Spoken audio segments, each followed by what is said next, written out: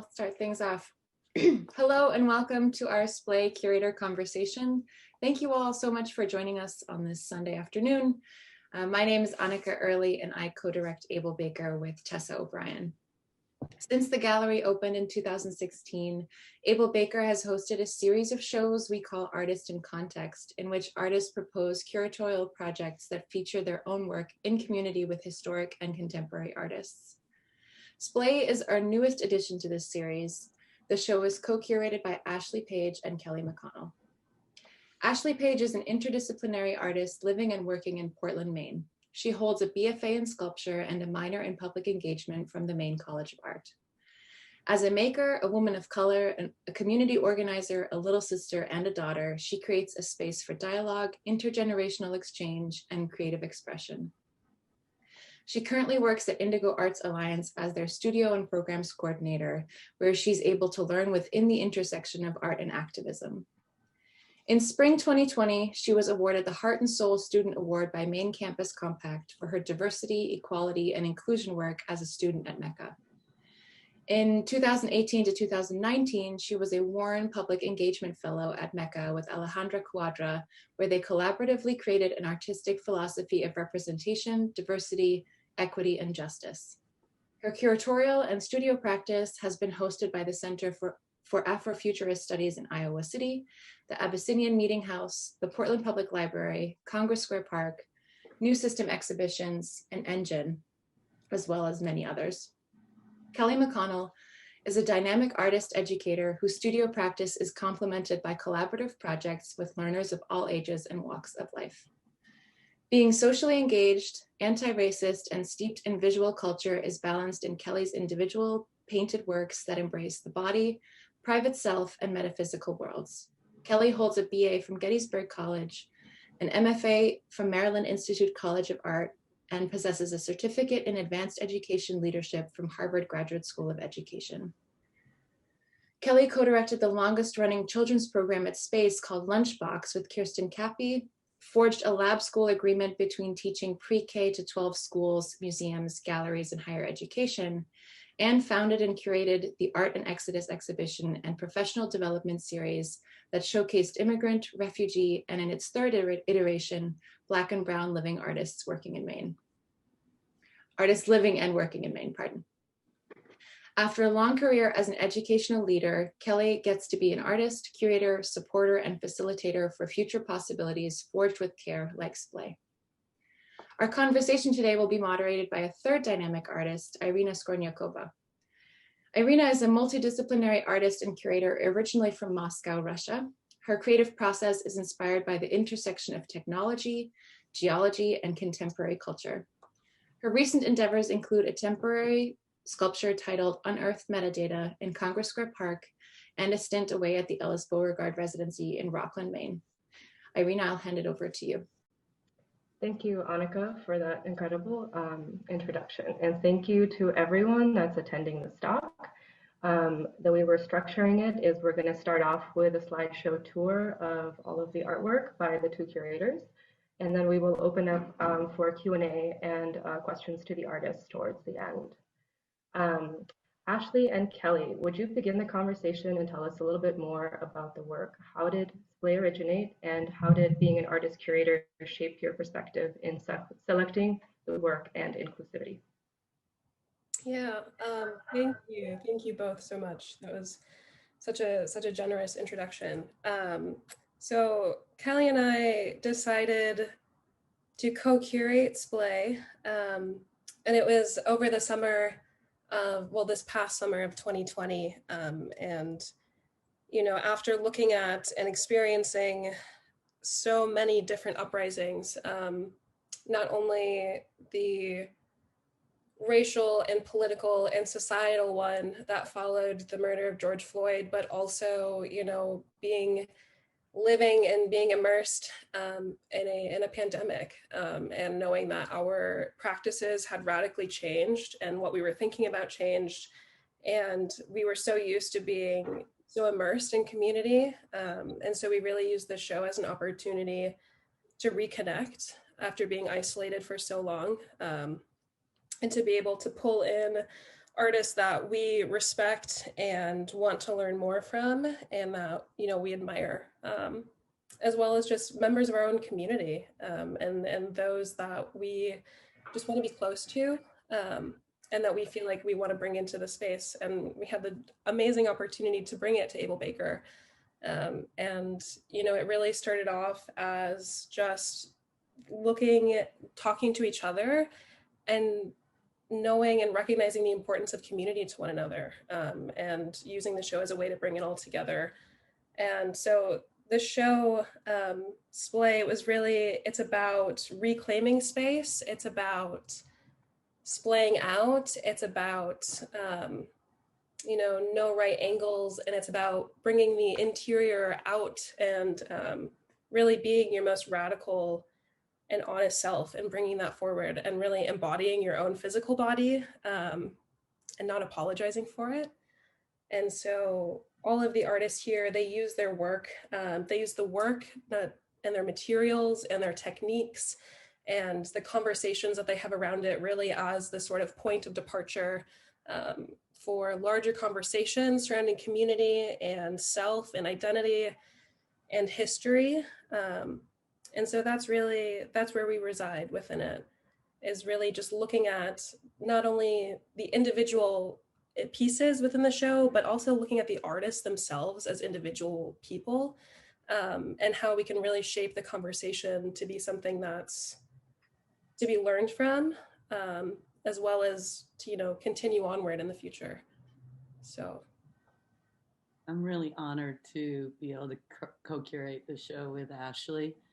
And like Ashley said, right from the very start, as soon as we started talking about the show, we knew that somehow we were all going through the same thing, that even though the tip of what we were going in our studio was the top of this iceberg of our practice. One of the artists in the show, Elizabeth Jabara, always talks about how we come from the same axis or the same base. So if you think about the way that we splay out in the world, what comes out onto the wall is maybe one tip of this way we are in the world. Or all of us are connected because we have studios in the same proximity, or we want to be in the conversation. Ashley says, I curate so I can learn from the artists. And I say, I curate because I want to have a conversation with these people. And this is very much a group of people we all want to be in the same room with. And as soon as we put our energy together towards this show, it resonated obviously with all of us in a way that grew exponentially. So thank you. We could not have done it anywhere else but Able Baker or with each other. So thank you. yeah, and I even think, you know, having two directors and having it be such a collaborative conversation, not only between Kelly and I, but also between Tessa and Annika, was something that was so imperative, and that really helped us splay in, but also splay out. And we really sort of threw away this model of what a classic gallery show looks like. So in the exhibition itself, it was really important that we looked at, you know, accessibility, and that we looked at this idea of, like, we know that the people who are actually going to be able to enter the gallery and experience the work, that is such a small and minute group of people. And so we were really, you know, rethinking, how do we make a gallery show accessible? How do we bring it out of just the physical room, and into the larger world? And so we embedded a lot of digital aspects of it, and a lot of online programming. So not only this conversation, but also being able to stream one of the performance videos online, as well as having Future Mothers do an Instagram takeover. And so bringing their work and reimagining what that looks like, and reimagining what community response looks like, and really bringing the work to you. And it's like, you know, not only can we splay within the gallery, but really looking at the larger landscape of our own artistic community, and wondering, how can we bring people in, and how are we coming to you? And so I think it was such a wonderful way for us to really, you know, sort of reimagine what community can be, and how we can meet people where we're all at individually. That was a big part of SPLAY, because whenever we work in social justice realms or in a community of artists, we always sit and say, well, here we are at the table, but who isn't here? So as much as we thought about who should be in the show, we also thought, hey, how can we get more people to see it? And we knew that the kinds of performance that a lot of the artists in the show do wouldn't be possible during COVID. So that way we started linking together these strands that splay out in the street. So just the same way we would say, who isn't at this table in a conversation about social justice? We said, who can't get to this gallery and why, and how can we make it more accessible? Which is why it was really important that we had a poster and the zine takeaways that could be downloaded for free. Also that Future Mothers made the postcard interactions and all the other. I learned so much about digital platforming through the younger generation of artists in the show and from Ashley. Yeah, and I love this idea, Kelly, that you just brought up, really thinking about who isn't there, because I think what is so integral, not only to my own personal practice, but also, to SPLAY as a concept and as, an actualized thing, is being able to reclaim space and to really embody and inhabit space and not feel like you're taking up space, but really owning that you are, and I think there's something that is so like inherently political and inherently radical about allowing yourself to really be, and not feel constrained or restricted in any way, and to really sort of embody what it means to be present, and to be, and just to be, I think there's a lot of honesty and a lot of power, that comes from that and that resides within it.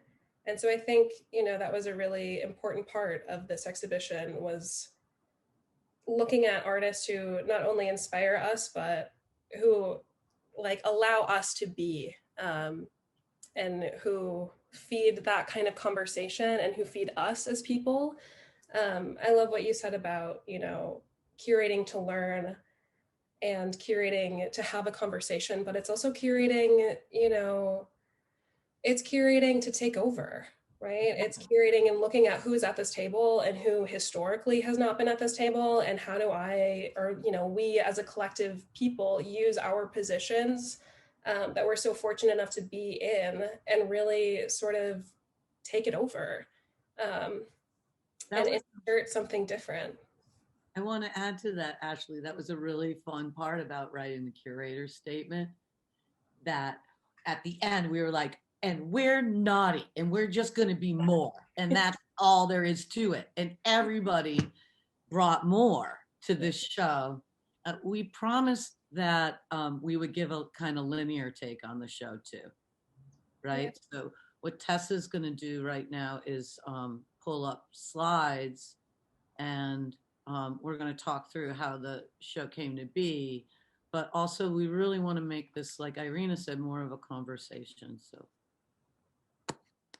the very first, so Ashley and I said we got together because we needed each other, and we needed every artist in this show.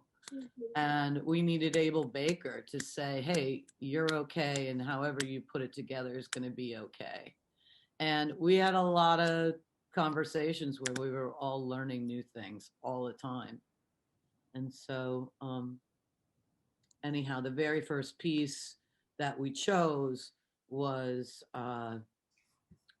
Danielle Scott's piece from the Trunkton and is it Trunkton Torch, Trunkton Burn series. And then also we knew that I was working on a piece called SPLAY, Self-Portrait with Gaslighting. And we knew that Ashley was doing weaving these open vessels. So in this first slide, you see in the foreground Ashley's work, my work on the left wall, Danielle Scott's piece in the middle, trunked and charred. In the back on either side are Hannah Adams's weavings. And on the right, work from Future Mothers, Elizabeth Jabbar and Colleen Kinsella. And then up in the top back of the gallery, back behind Danielle Scott's work, is Athena Lynch's sculpture. Also, Anna Shea's video is in the back, and you can see the shimmering cloak made by Annika Early up on the right wall in the rear. Anyhow, what we wanted to talk about was that this is the first piece. And we knew that we had a lot to say with this piece, and there are so many things about the materials, the weaving, the upside downedness that Danielle made. Those are silhouettes of her own children inverted. I mean, many of you can look at the materials. The materials smell in the gallery and all sorts of things.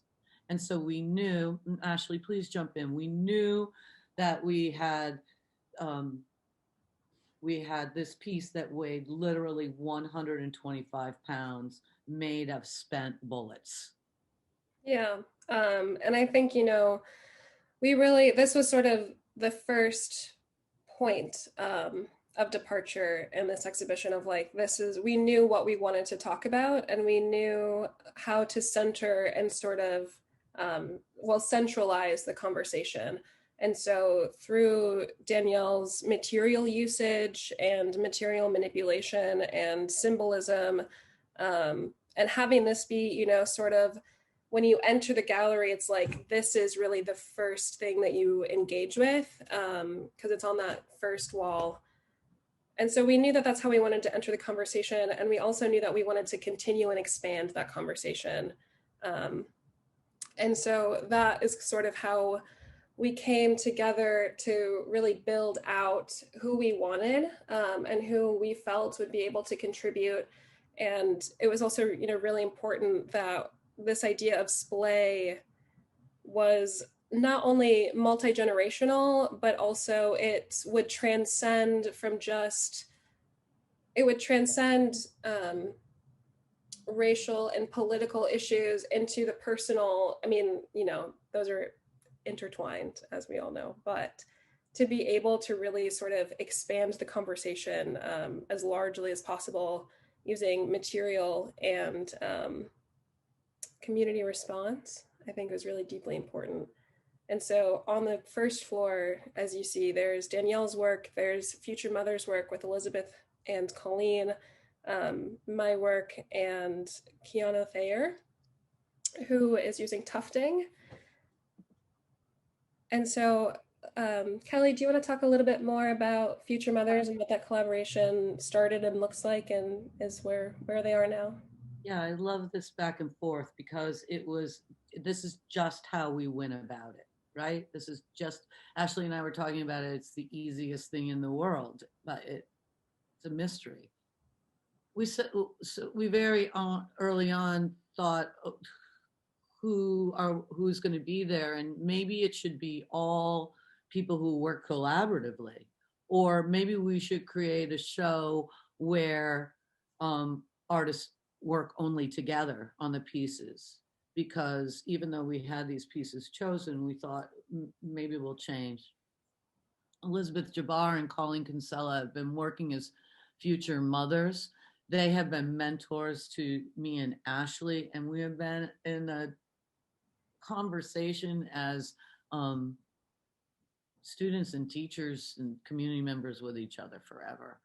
And I missed working with Colleen and Elizabeth. There was a time when we would get to see each other every day. And so I really wanted to give them a poke to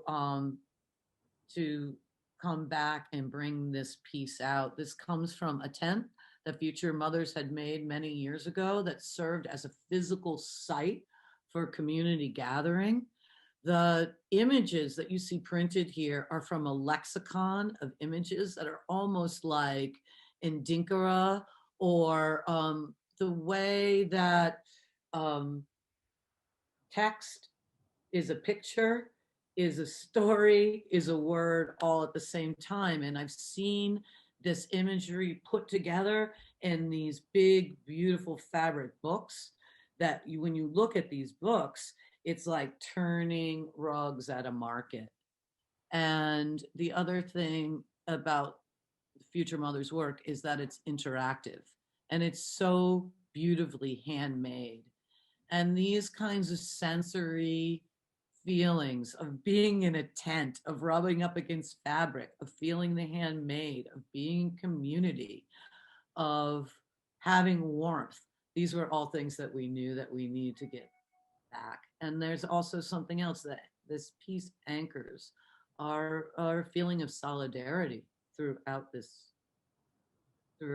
the work. Yeah, and I think something that was so important in this work as well is this was the doorway from the tent.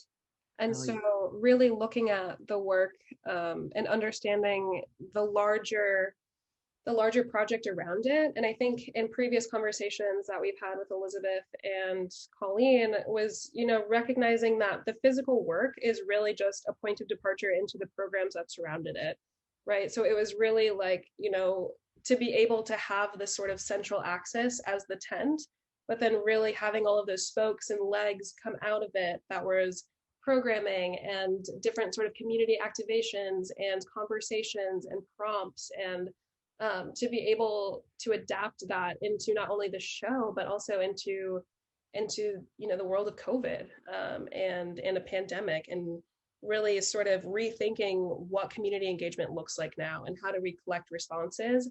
And so what I think is so amazing about this work is that it's accompanied by little pre-stamped postcards that Colleen and Elizabeth made for folks to come into the gallery or to request one from Abel Baker's Instagram to be able to respond to the prompts that they had created. And so the main one that really sticks out to me is this idea of the pandemic as a portal. How do we collectively rethink and restructure the future, because all of it is so, we've been forced to really reconcile with our past structures. And so how do we use this moment to really reinvent what we know and what we think and what comes next? So it was really important for this work to be in it, I think. And absolutely, all those old structures, the genius artist alone in his studio, just, it doesn't suit where we are now. This is our new context. This is Annika Early's piece called Cloak. Look how we all smile. And if you ever come into the gallery, you'll see it under the fans, and it'll just kind of glint. But Kelly, do you want to talk a little bit more about the narrative of this piece? Yes, throughout, this is about expanding the story, because sometimes in order to have hope, we have to have an imagination, and women throughout the ages have been having to make ourselves gross in order to, and repulsive in order to get where we want to be. And this piece is repulsive and covered with gold at the same time. This piece is from a German story where a perverted, I don't want to tell the story. You have to read it in Annika's artist. But the point of the matter is that a brilliant princess has to hide in a cloak of a golden donkey to escape marrying her father. And so the idea of splaying an actual hide in order to escape and move to safety is a big part of this show, that we've had to splay apart and rip apart maybe everything that we believed in order to find sanctuary. And this piece is so inviting and repulsive at the same time, and that it just glistens, and that there are pieces of gold on the floor is beautiful. The materials, the materiality, the way that it's shaped literally shifts on the wall, and the light all called us to have this piece in the show. Yeah, absolutely. It definitely has that give and take of being coated in gold leaf, but then also recognizing the faux fur and hearing the story behind it, of this princess who is promised away and has to be traded for a donkey that produces gold, and feeling the need, as a woman in society, and thinking about this today. How do we have to cloak ourselves, and how do we have to hide who we are and able to sort of navigate the space safely, I think is something that is really poignant about it. And so I highly suggest going to Annika's website and really spending some time with the story and thinking about, how these are perpetuated now and today. So thank you, Annika. I have to also say, if we could just say one more thing about going to the Abel Baker website, these are all visual expressions, but so many of the artists are beautiful writers as well. Mm-hmm. And I just want to give a plug for reading back through the history of a lot of the thinking that went into the individual works. Anna Shea, I mean, talk about splay. I mean, we're going to talk a lot about Greta's piece in the future too, but thinking about COVID, Anna Shea is our beautiful friend. We were like, we want to have a dance party with Anna Shea. Anna Shea is a performer. She makes these huge monumental sculptures that are kinetic. We thought that we would have a monumental sized sculpture in the first floor of Abel Baker. That didn't, and a dance party on the street that did not come to be in the same way we imagined it.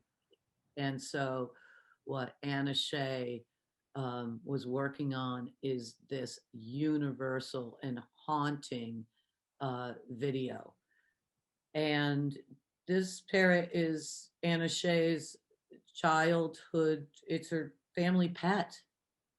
And she's talking about acquiring language and how we all acquire language and how we acquire language in context. And to me, this video haunts me. I'm obsessed with it. The voice of the parrot are in Anna Shea's families, her dogs. When Anna Shea performed, she performed for the parrot, but Poppy, the parrot, will never speak or perform in front of Anna Shea. So it's this very public-private give and take. Yeah, I think that's such a great description of this work. And this is on the second floor of Abel Baker. It's has its own little section of the gallery. And you can hear it when you walk in. It's almost like you walked into a bird store or something. So Poppy is an African gray, and as Kelly said, that she's been in Anna Shea's family, I think when she was 3 or 4. And knowing that birds also live for such an extended amount of time, but knowing that knowing that Poppy is like this harbor of memory for her family and is able to mimic the words and the sounds that she hears to be able to express herself, but it's not using her language, it's just using everything that's around her. And so she was really thinking about, how do we as humans do that? How do we take language that is not ours to be able to sort of interpret it back out, and to speak to those, who aren't of ourselves. And also knowing that Poppy has an anxiety disorder and perpetually picks out all of her feathers. I think it's a really fascinating. I'm also obsessed with this video, and we have it live on the Able Baker Instagram for you to watch as well. I'm the one who always needs a time check. And so I want to let everybody know that we're going to speed up a little because it's 12:30. And so please know how valuable all the artists are to us. And so, for example, Athena is going to be in the Q and answer part at the end. So we're going to speed up a little talking about the exhibition and give more time to question and answer and letting the artists speak for themselves, if that's okay. This piece is by Athena Lynch. I'm Athena, powerful piece, and it's upstairs. The lighting is really important to the upstairs in the exhibition, and we're going to count on Athena to tell us the backstory of this multimedia piece. It's haunting. Yeah. This piece is titled Fit the Description, and it's a freestanding sculpture that has a projector playing a slideshow of different African-American men here in Portland, but also the larger world. I think it'll be best if Athena talks about it later. And then this is another install shot of my piece, as well as Sasha's and Kiana's in the back. My piece is called Self-Portrait Number 1. It is a woven basket that was turned upside down. Really thinking about, you know, how do we take techniques and craft and material and really reimagine, you know, these rigid structures of what something should look like, to think about what it could be and what it could look like. And, you know, sort of dismembering and taking apart what it is and reassembling it into something totally different. I do want to add that Kiana's rugs, tufted rugs, came with the instructions "fluff lightly," which we took great pleasure in doing. Yeah. My piece, which is called, I've already said the title, "SPLAY: Self-Portrait Under Gaslighting." It's made out of duct tape and chalk, sumi ink, acrylic mediums, and it's on butchered paper that's been cut away. These weaving are. Oh, Yeah, sorry. And this is Hannah Adams, who is a local weaver and textile and fiber-based artist here in Portland. These pieces are so tactile, and it is such a new and refreshing look into unconventional materials, into a really ancient and traditional craft process. And so I think, you know, we're speaking a lot of very similar languages in this work to really, you know, throw away the rule book and do something really fun. And then another install shot. So something that we were thinking about was, you know, knowing that the gallery itself is is one kind of experience, but really how do we engage the street, and how do we think about, you know, this idea of splay, this idea of uncontrollable elements. And so it was really important for us to think about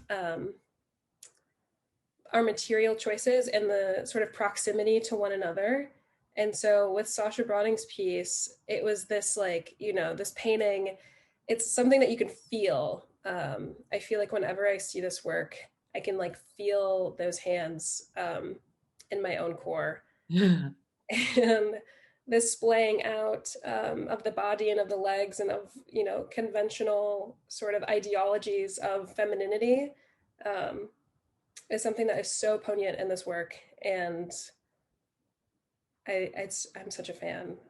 But it's also, you know, there's this aura that is Greta surrounding this piece, which I think is so fantastic. And you have this little, like, this figure that's like haunting the background of it. Haunting figure. Yeah.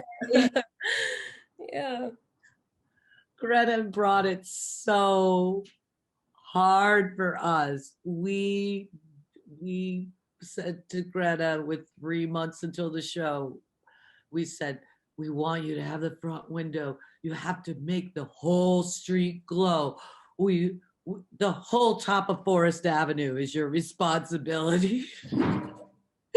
And so this piece lives day and night with a flash, without a flash, and the aura of it fills the gallery and all the whole context of the whole street.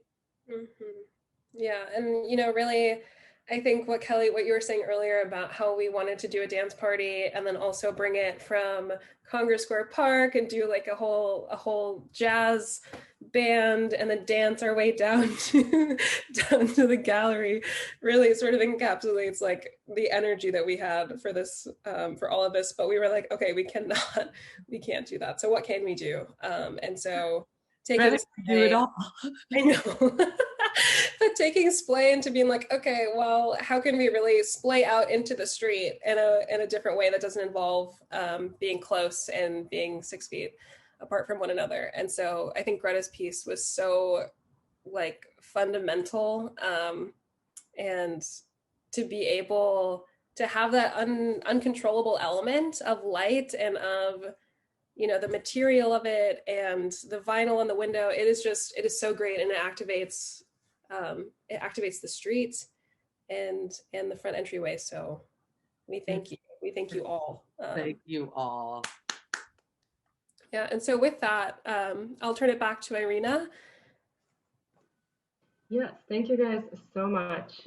We also want to say thank you again to all of the artists that are participating, especially all the ones that are on this talk right now. And if you guys are one of the artists, we would love it if you would wave your hand. Thank you to Hannah Adams, Greta Bank, if you're there, show yourself, Sasha Bronig, Annika Early, Future Mothers, Elizabeth Jabbar, and Colleen Kinsella. Please wave if you're here. Thank you so much. Athena Lynch, there you are. Kelly McConnell, Ashley Page, Anna Shoje Shargavad, Daniel Scott, Kiana Fair, and Joey Tatlock for the poster as well. With that, we would like to open up the conversation to Q&A. I have a couple of questions, and also if as audience members you would like to type it in or raise your hand or speak up at some point. We would love to begin getting into the artist conversations with Elizabeth and Colleen. Rounding back to our conversation of what Future Mothers is and pandemic as a portal, would you guys be able to talk to us a little bit about your work as a point of departure for the other community engagement aspects and elements and what that means to both of you guys? For it, Colleen. Elizabeth, do you want to start?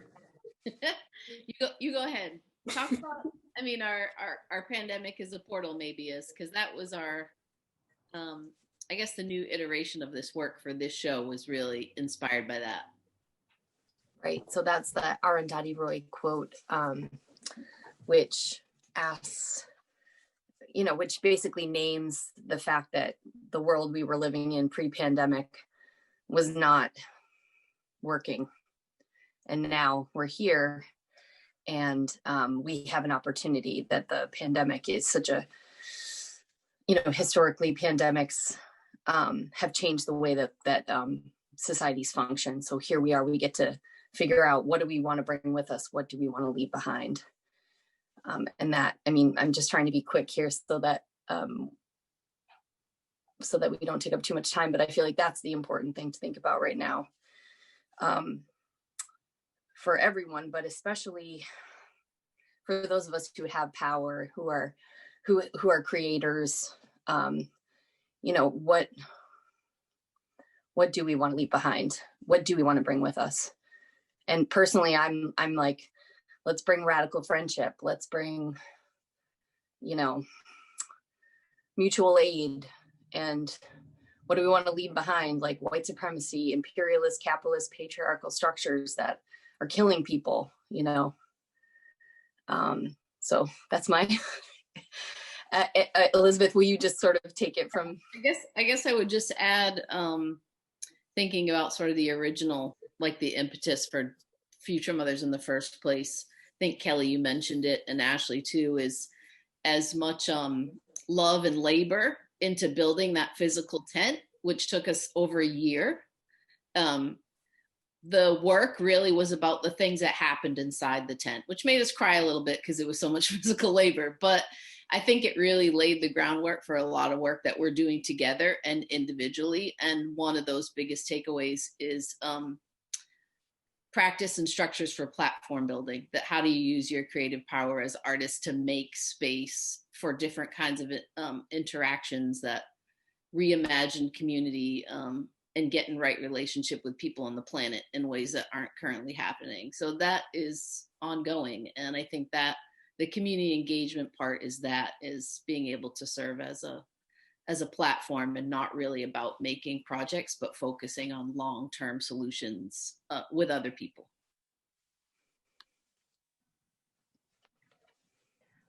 Since we wanted to circle back to Athena, Athena, would you want to jump in and talk a little bit more about your work for us?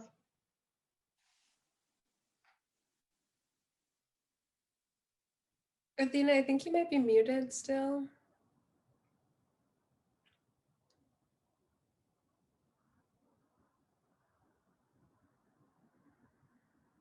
No. I can't hear you. Athena, I think we still can't hear you.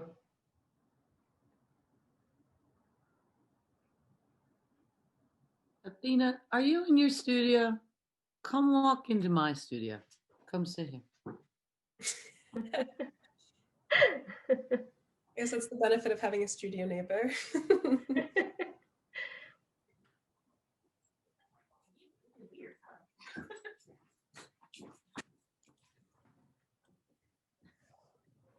Well, hello. Hello. Hi.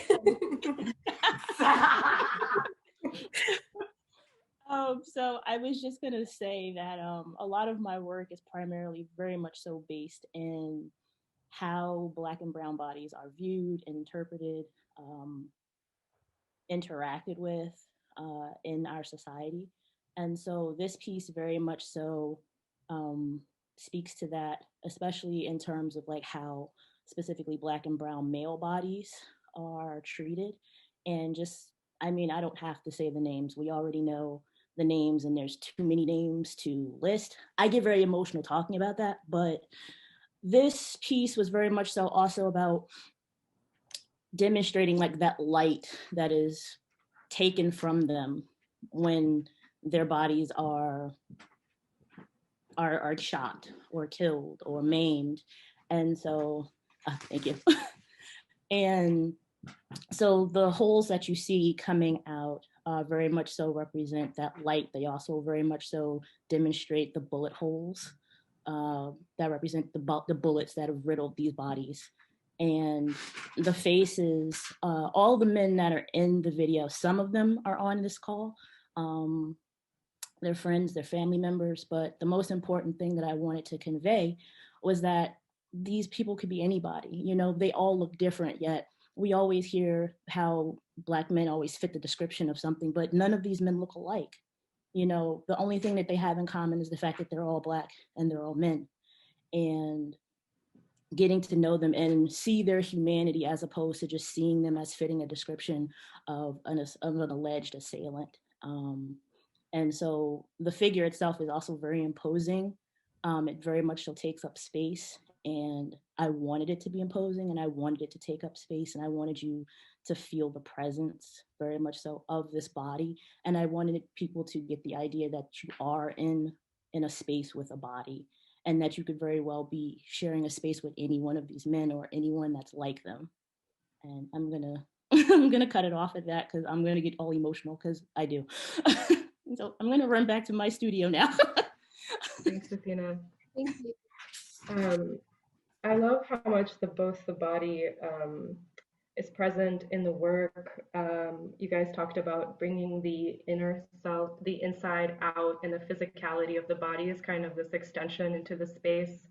And the other thing that I know is a big part that's important to the show and to a lot of the people that are artists is also how the activism and the community engagement goes beyond the studio. If anybody would want to jump in and talk about that, their practice as an artist beyond the studio, and community engagement and activism, I think that's a really great topic of conversation. I wonder, Danielle, if you would mind jumping in. Do you have time? I do. Hi guys, how are you? Good to see you. Nice to see you. I can't wait to get to the studio, I mean to the gallery, to actually see it. It's driving me nuts that I can't feel it and experience it, because I walked into the gallery when there was, you know, maybe one piece hanging. Just to see all the artists and all the faces on this call and to hear what went into this is just like, wow. And I know Kelly reached out to me maybe a year ago, and that was because of Athena. Athena and I went to high school together. Yeah. So it's just, you know, the feeling of the gallery itself when I met Tessa and being in there, it's just like, it's so warm and so welcoming. I'm similar to Athena in that way, where I get emotional about the work that I create. The piece that Kelly actually picked was one of the hardest pieces for me to create. And it's a part of a 23 part series called Heavy and Loaded. I cried a lot creating that piece. I am a mother of 3. You probably saw the little one coming back and forth. And they are children of color. And I just thought to myself, like, the worst feeling in the world is to get a phone call that your child has been killed. And this is a child that grew inside of you. The first thing that they hear is your voice and your heartbeat. And the first thing you hear is their heartbeat. And that's what you connect to as a mother. So within that piece, I don't know if anyone noticed, there's a heart in there. I kind of hide hearts in a lot of my pieces. They're little sculpted hearts that are placed in there. So this piece is trunked and charred. And it is a reflection of my son, who is 19, and my daughter, who is 18. My son had an incident last year when he went into a 7-Eleven. And it was a very simple incident. He went in, he was picking something up, and a cop happened to walk into the 7-Eleven and follow my son. And my son didn't have his ID. And my son said, I have my uniform on. He graduated from private school. He said, I go to Union Catholic, and the cop didn't believe him. And it just became this whole thing where my son was calling me and crying. And, you know, I just thought, like what Athena said, you see these children of color or these men of color, and I filled them, my son and my daughter, with bullet shells, because my son said to me, Mom, I feel like a target when I walk through the town we live through. I feel like that's what I am. I'm this target for them to play practice with and shoot. And that's one of the reasons why I've started to fill bodies with empty bullet shells. And also because of the fear that my son has at this point. He goes to school in Syracuse, and, you know, I fear for it a lot when he walks the streets. I don't want to take up too much time, but it's, you know, just that fear of this 6'1" child that I gave birth to. And you're only going to see the color of his skin. You're not going to know that he speaks 4 different languages and plays 5 different instruments. And you're not going to know that he goes to school for aerospace engineering, because you're judging this child or this book by its cover, and you're not getting to know it. And then last year during COVID, I don't know if you noticed, there was this huge thing with children and men of color being hung. It started to spark. And I'm just saying to myself, we're out, we're protesting, and we're hanging ourselves after all the work that we're doing on the streets. Really? So we're supposed to believe that we're committing suicide after we're trying to form this movement of our voices being heard. I don't believe that. I don't believe these people or men were hanging themselves at all. And that's the reason for the lynches that are there. Those lynches are very old. They're about 100 years old. They come from a theater in Newark, and they were provided by another artist that helped me out. But I thank the both of you for seeing the vision and seeing the voice in this piece, because I've been told for the last 2 years that I should not move forward in this direction in my work because I am a trained oil painter. But I just decided that pretty things weren't filling me. It wasn't providing me with what I needed to say about what is happening in this world today. And instead of me sitting on my voice and sitting on what was burning deep inside, I needed to start expressing it. So this is the work that's coming out of me at this point. And I have no boundaries with what I'm doing and what I'm saying. And I'm really doing it for, yes, the brown and Black children of this world, but I'm doing it for my children that I gave birth to, and they inspire my work every day. So that's me. Thank you, Danielle. Thank you. I'm just going to let that sit for a second. I also want to say that every single artist in the show really means what they say. Also, at this point, if anyone has any questions they would like to add in or open it up, it's open to all of you guys to jump in.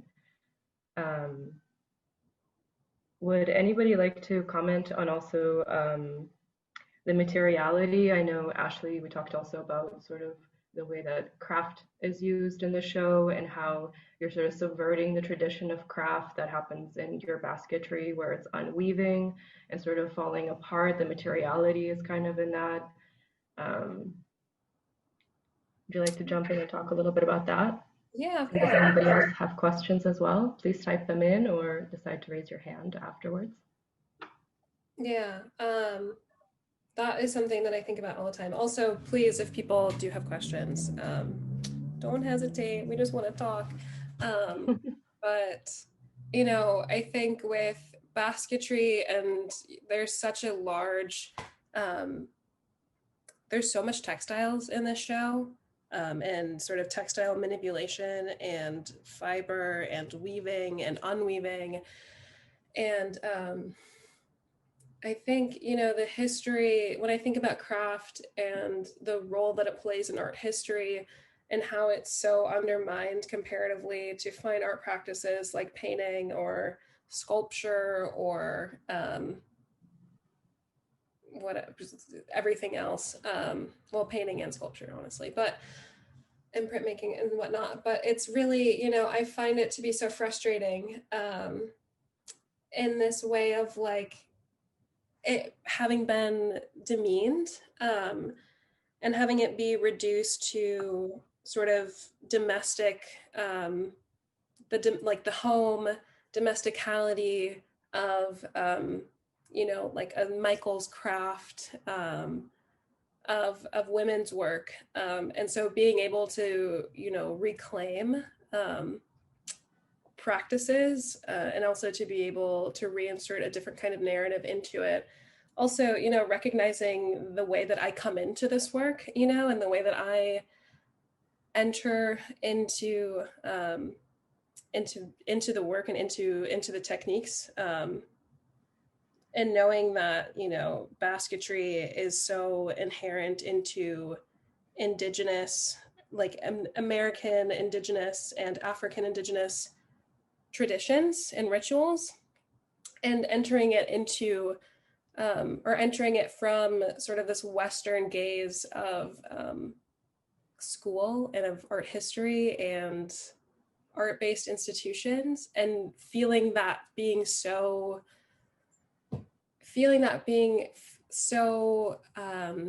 it's like missing, you know, it's missing so many layers coming to it in that way. And the history of being able to like source material, you know, coming at it, buying reed off of Amazon rather than stripping and foraging it myself, you know, or reading it from a book that has Indigenous practices taught by white people. And so it's like, how do you sort of reclaim a technique and a history and a story to be able to really, you know, sort of disregard everything that's come before it, to be able to use it to sort of point you back into the future, and to be able to reinsert a different kind of story.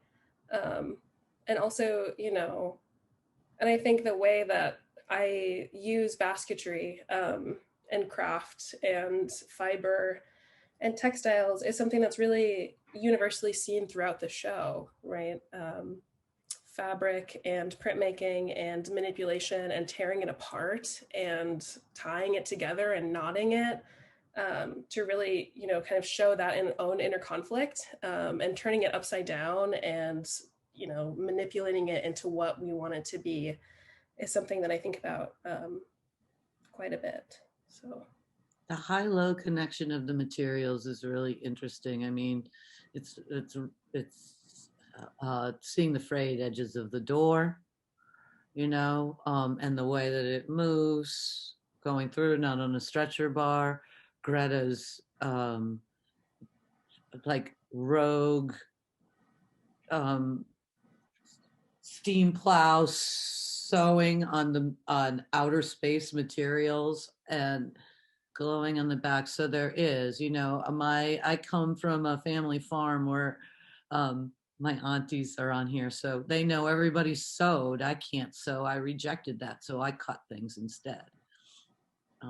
So there is very much a generational idea about craft and positioning as a woman and the things that we make and the space that it takes up.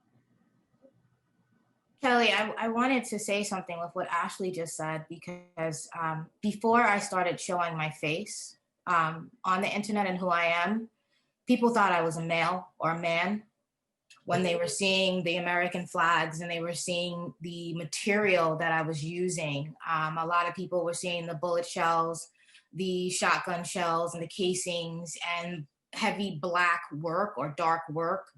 And they automatically assumed that I was male and not female until they met me or saw my face popping up on the internet and realized that I'm this, you know, 4'11" tiny woman who's creating these pieces. So, you know, we're kind of put in this box of what we should be working with and what we shouldn't be working with.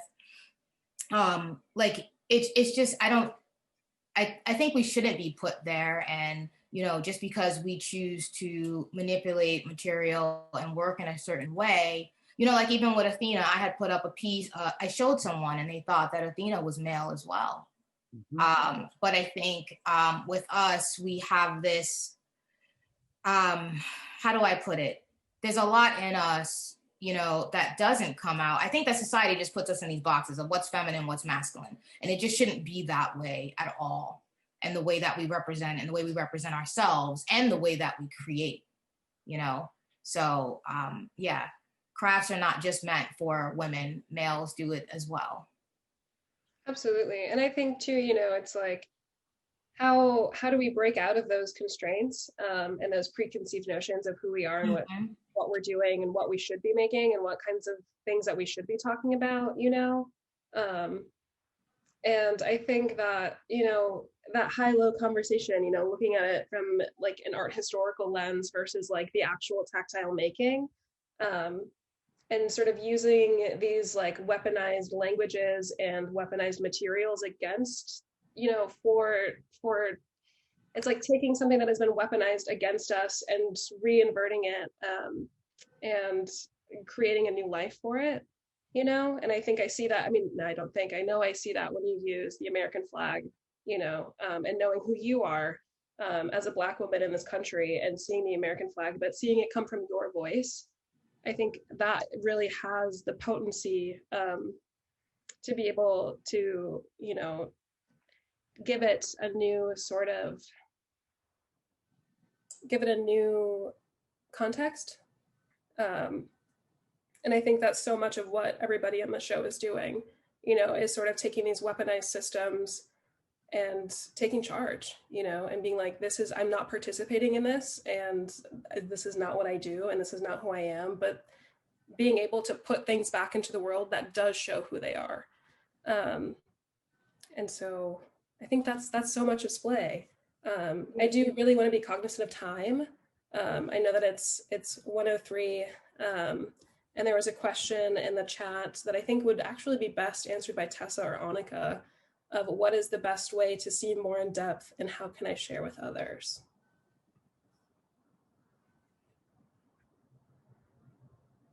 I can hop in on that one. So the show is open one more week. It is up through January 16th. And technically we are open on Fridays and Saturdays, although today we're making an exception and we'll be open from 1 to 2-ish. But because this is the last week and there are so many people that would still love to see the show, we are very open to making appointments. None of us have a ton going on right now. I can be there in 15 minutes. So if you want to make it in, just send us an email and we'll make it happen. It's also on our website, and there's a lot of information on our Instagram page as well. The Instagram has a link tree with a link to all of the artists' websites where you can read some of the amazing writing that was referenced earlier. Yeah, and I guess if there's... Oh wait, I don't know who that was. Oh, that was Irina. Oh, hi. I just want to make a point to say that if anyone has a question, now is the time. Please. Unmute, please talk.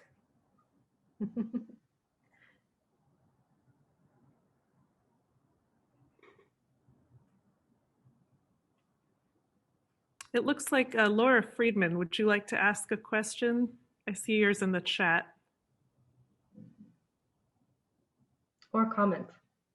Yeah, I'm quite moved by most of the pieces, a few in particular, and I'm just struck by how I feel an element of courage behind this work. And I'm not quite sure how to articulate the question, but how as the making, the process of the making, if there is there an active engagement with the maker in feeling courage? Do the materials allow for courage? You know, the relationship between that and the work. I'm not sure that's articulated well enough, but it's a question I'm feeling, you know, where does courage fall into this making process? I wonder if it's Cayenne, is Cayenne? I guess she's not, they're not. I wonder if I could just, do you mind if I talk about courage in terms of Kiana and what she did in her process? Is that cool with you, Ashley? Yep. Kiana Thayer, who made the tufted pieces, she's trained as a graphic designer. And any of us who come from that old time craft where we made hooked rugs, I mean, it's funk. So there is something really sensuous and guttural about that. The way that she was interested in the art world was very conceptual, and she needed to change what she was doing. So she took the courage to go all in with a whole new art form. In other words, before the summer, Kiana Thayer had never made a tufted thing before. So there's that kind of courage. With me, my own work, I can talk about, it's a self-portrait. And I was going through hard times. And actually to strike over and over a surface, physically strike over and over a surface and then rip at it and cut it away, that takes courage. I mean, I don't think more than any other artist, but I think that we all have had to have a certain amount of courage because we know that if we do the same things the same way, we're going to get the same results, and those results don't work. And it takes courage to get out of a rut and do something different. And I know you're an artist too, Laura. So to change materials or to believe really deeply in that materials can tell a story, I think does take courage. So that's really kind of you to ask. It's a really generous question.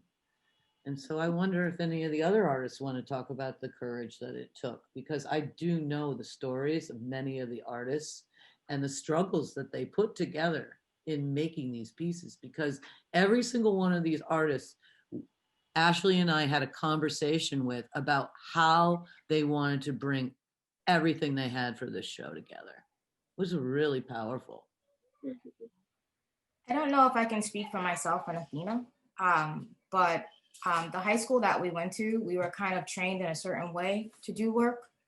And one of our particular teachers demanded things to be perfect, very perfect, and to spend a certain amount of hours drawing them and, you know, creating them. And then the same thing with our fine arts classes. And that happened with me when I went to college as an oil painter, a fine artist. And it took, when I'm thinking about courage, I heard people would say, I don't know why you're deciding to change and not paint pretty things. It took me actually going home.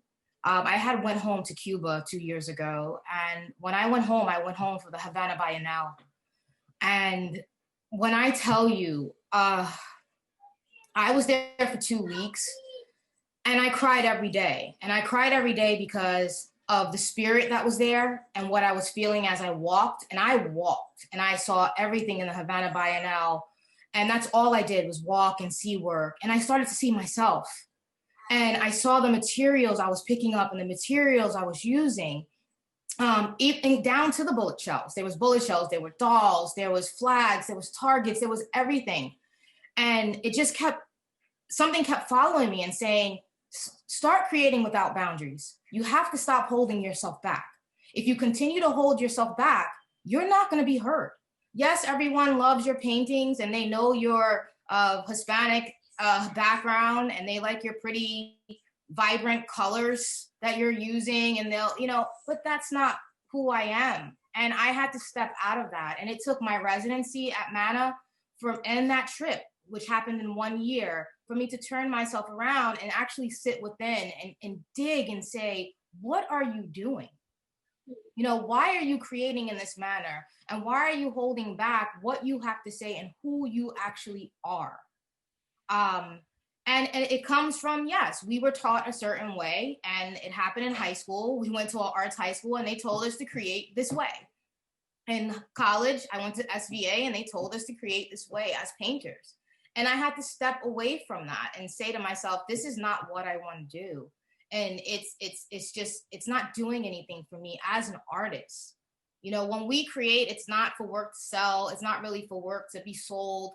It's what we feel. And with me having an art therapy background, I needed to feel what I was creating. And I was no longer feeling that in my paintings at all.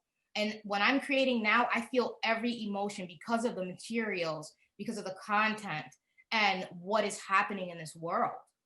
So that's what I needed for me to continue as an artist. And that's the elements I'm using has given me the courage to speak up and to also identify with the fact that I am an Afro-Cuban, Polish, religion, Jewish artist, you know, where my grandmother, and it came from that. It really came from the fact that my grandmother's a Polish Jew who married an Afro-Cuban, and she had no boundaries when it came to love and the person she wanted to be with. And, you know, getting kicked out of your Orthodox Jewish family to be with your Afro-Cuban husband at the age of 16, I was like, my grandma's speaking to me. She's like, what are you doing? You're sitting in Cuba where your grandpa's from, who I married, and you're creating these pretty little paintings. Stop it. Just stop. So that's where my courage comes from. It comes from my grandma, my bubby. It comes from her, you know, and then I had to do it. So I don't know if that kind of answers the question. Can anybody hear me now? Yes. Yes. Oh, good, I fixed it. Okay. I'm gonna try to speak without crying. courage, yeah, like just kind of piggybacking on what Danielle said, like, yeah, we went to a high school that was we had teachers that pushed us.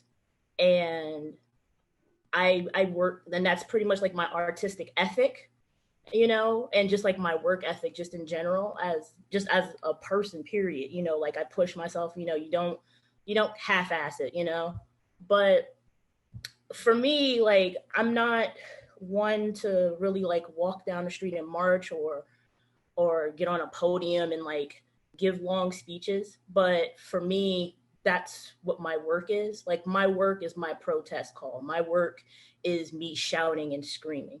And so, because I feel like if I were to just go outside and just scream at the top of my lungs, I would just kind of be screaming into the ether. And like, I don't know if I'd necessarily be heard or paid attention to. Just like, oh, it's just some crazy Black woman screaming out, just screaming out into the ether, because that's what we do. But so I use my work as a means of screaming. That's my voice. And as far as like the materiality, I don't limit myself as far as materials, which is one of the reasons why I was a sculpture major at Mecca, because I had the opportunity to dabble in anything, and I'm more so moving towards like video work and incorporating technology in my work. And I don't like limiting myself, like that's how I grew up, don't limit yourself. I come from a long line of very strong women, that were very stubborn. And, it's the kind of like, anything you can do, I can do better. And then I can show you another way to do it on top of that, because you've been doing it wrong all this time. But I didn't want to say anything because I didn't want to hurt your feelings. But, so that's what I carry when when I'm just doing anything. And like, as far as my work, yeah, like, I don't know if courage is 100% part of it, but more so of just, I get an idea, and depending on what that idea is, a material might just kind of pop in my mind, and I'm just like, okay, how can I use this material to convey what it is that I want to say? And I also like playing around with the idea of juxtaposing certain materialities and materials with certain messages. Like, I like using soft things to create hard things. Like, during my while I was in school, I made a tree out of rope that formed into the branches branched out into nooses.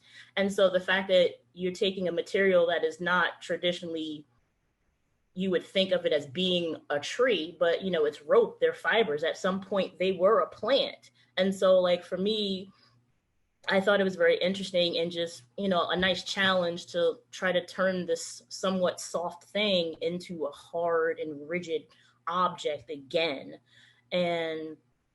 But that's just me being stubborn. And I just, like I said, I like to play around with different materials and push, I guess, the boundary, so to speak, of the material itself, and turning it into something that it's not necessarily supposed to be meant to do or even be used for.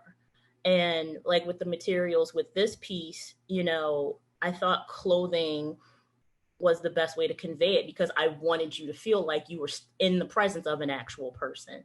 And so I didn't feel like there was any other way to really convey that. And like, I definitely didn't want to use a mannequin, because I feel like that would have made it more obvious of it not being a real person. And so you can very easily just kind of walk up there, and if you didn't know that you were near a piece of art, you would probably be thinking that you're actually in the presence of someone. And the fact that you're seeing these images of these faces projected onto this piece, it's like you are kind of looking at someone. You're looking at these people, you're having an interaction with them. They're not physically present to interact with you, and their essence is there. And so therefore you are interacting with these 9 men. And so that's all I have to say about that.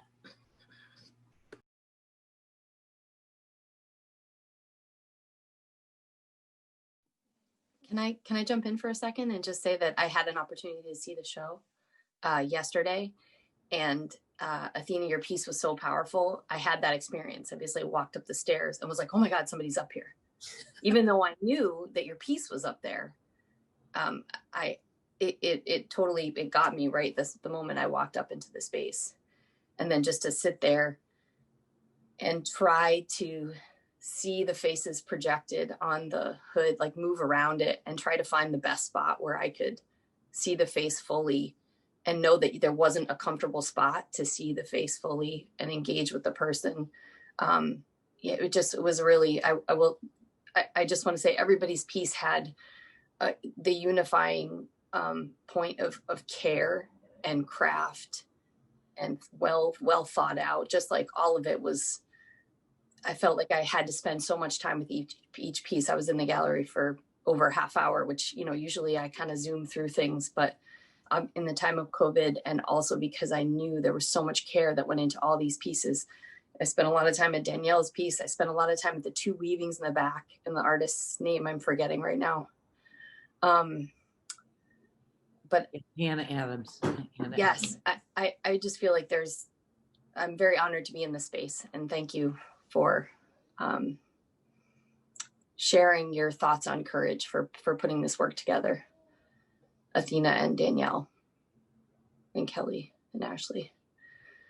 And if I could just bring it back to the idea of gendered artwork for a second, just to pull it back to the Future Mothers idea, which our work came out of friendship and frustration. You know, we worked together at Maine College of Art. We talked every day about the news as it came in. You know, I like to say that we, you know, on 9/11, we both walked into the space. We were the only 2 in the printmaking room. And we were like, what the hell, you know? And our conversations, like, you know, around every time there was a shooting or every time there was, you know, something messed up going on, Elizabeth and I would have each other. And that's why we started to make this piece, so that we could create a space where when messed up things happened, we could have students come into the space and talk about what was going on and feel safe to talk about it. Because even in the classroom, these students were not safe to talk about what was going on. You know, the institution didn't provide safety. The world didn't provide safety, but could we create a warm space and use what we call maternal ethics, which is not an infinite resource of like giving and loving, but like a finite resource saying, you know, we can create this space, but then you need to care for others after you've had this conversation. So I'll stop now. Thanks, Colleen. I think Thanks, that was Christina. so beautiful, Colleen. I was going to say that this really ties into that element of community that Ashley and Kelly and all of you guys have been talking about, in terms of how much we are each other's community and how that community extends beyond who we are in the studio and how it comes back from the outside world back inside into the space. So thank you all. Anybody else like to add any questions? I wish I lived in Maine because, and I expressed this to Kelly, after being in your home, kind of away from the art world for so long because of COVID, you know, just to see Athena. I haven't seen Athena, it's 2 years now. So 2017 is the last time I saw Athena, and that's when the principal of our high school passed away.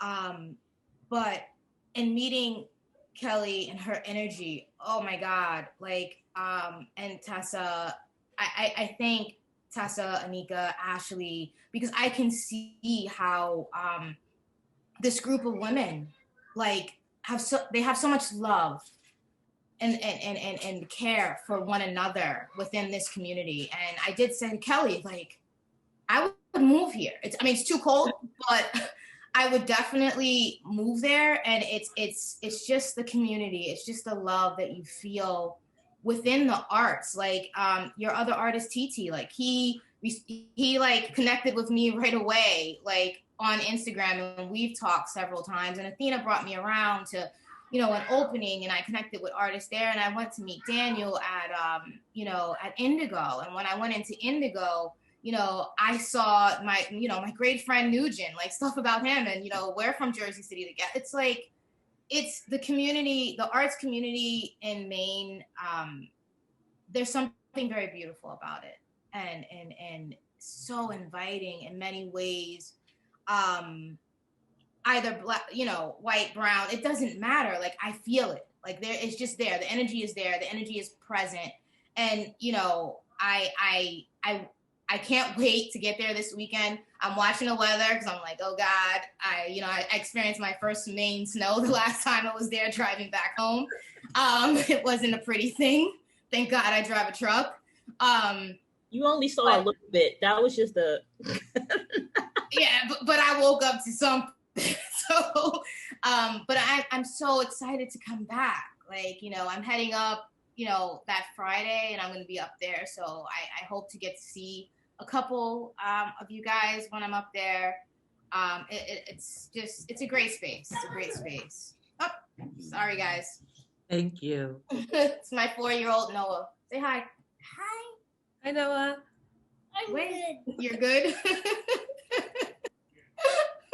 That was such a sweet note and such an amazing thing to hear. Because I think, I've actually only lived here for like 5 years. And I came here for school. And I think the reason that I stayed was because, like Colleen had said, I went to school at Mecca, and that's where I met actually quite a few of you. And I came here, and it was such a culture shock because I'm so much used to like a larger city. I'm from Minneapolis, Minnesota, and seeing these systems of support that weren't in place in an institution, and that there wasn't that sort of, I didn't have a safety net or any sort of like space to go or people to talk to. Like there wasn't even, a student of color group at the school, and it was also the year that Trump got elected. So there was all of this like energy in the air, and having absolutely, feeling like you don't really have anything to fall back on. But I think, what encouraged me to stay was not only my incredible stubbornness, but also, seeing these little pockets of support and of energy from people like Elizabeth, and like Colleen and like Kelly, and having those lifelines. And such a large part of the show was recognizing that we're all lifelines for one another and that we need each other.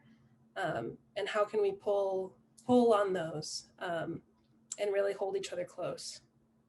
And so I encourage you all to do the same with anybody and everybody that you have around you, and just, give your loved ones a little extra love. So thank you. And in the spirit of gratitude, thank you to everybody who came today and who stayed 30 minutes after. It's very kind of you.